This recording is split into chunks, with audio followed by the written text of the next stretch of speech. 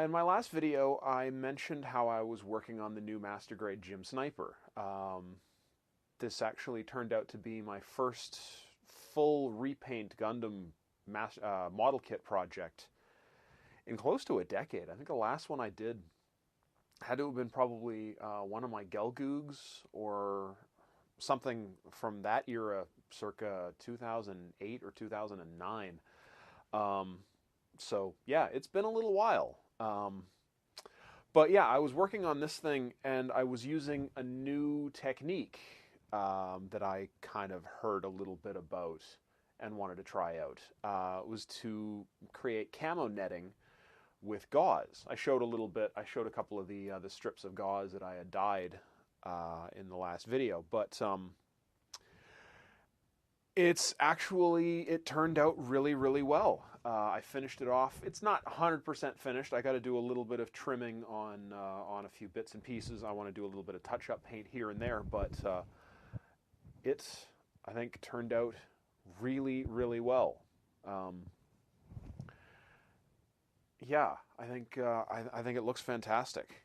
Basically, I found a couple of tutorials on YouTube, techniques that people had used to create camo wrap, camo netting effects for armor, for tanks, and I just kind of adapted those for this purpose.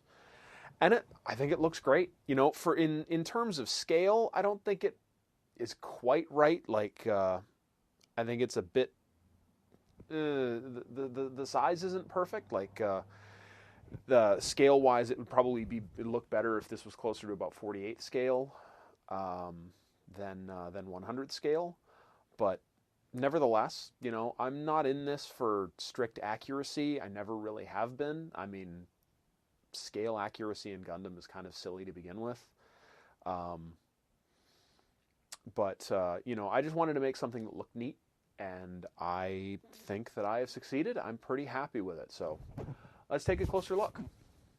So my initial strategy was to start with paint, and I disassembled it down to the bare frame and all of the armor starting at the feet. I started painting a light tan up to the knees, and then sort of a darker reddish brown color for the waist and skirts, and then different shades of khaki for the torso. Then after that, I started hitting it with some striations of olive drab and red, brown, and black to kind of give it a more natural tiger stripe camouflage base coat. Once that was done, then I hit it with a flat clear, let that dry for a couple of days, and then did an assembly of it to see how I liked it. And it looked good.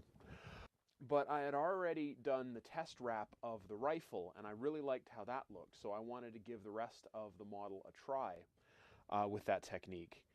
So using the gauze that I had already dyed and the technique that I read about, I set about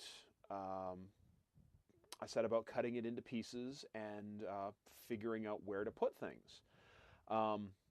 Once I had kind of a rough layout for colors, I took some white glue, just ordinary PVA wood glue, and mixed it about 50-50 with water, and to dilute it. And at which point then you take the strip of gauze and you soak it. You get it just completely soaking wet in glue, and that'll make it a little more pliable, and it'll make it a little bit tacky, so that when you lay it where you want it, it'll tend to stick and hold its shape, especially once it dries. In some areas it didn't work perfectly, like on the knee coverings, because they're not held up really by anything. Likewise on the forearms, where they literally just wrap around the forearms, they don't drape over anything. I would use a little bit of additional white glue just to support it and make it a little bit stickier so that it would stay together. But for the most part, it went together very, very well. Like you can see, there's a spot right there on the calf, where there's a little bit of additional gloss. Same with on the back skirt, there's a bit of additional gloss. You can see that was where some of the glue dried. And I'm going to probably hit this with another flat clear to kind of seal it down. But I'm also toying with the idea of maybe getting some Woodland Scenics. They make miniature, what do you call it, foliage. So I might try a little bit of that, you know, kind of moisten some of these areas and sprinkle some scale foliage around the head and shoulders, maybe a little bit around the feet as well, just to kind of sell that idea that it's, you know, going for a woodland camouflage look. But mostly I just kind of wanted to, it was an experiment as much as anything, but I kind of wanted to create the look that the camouflage was breaking up the silhouette and, you know, making just kind of breaking up the shapes and colors of the model.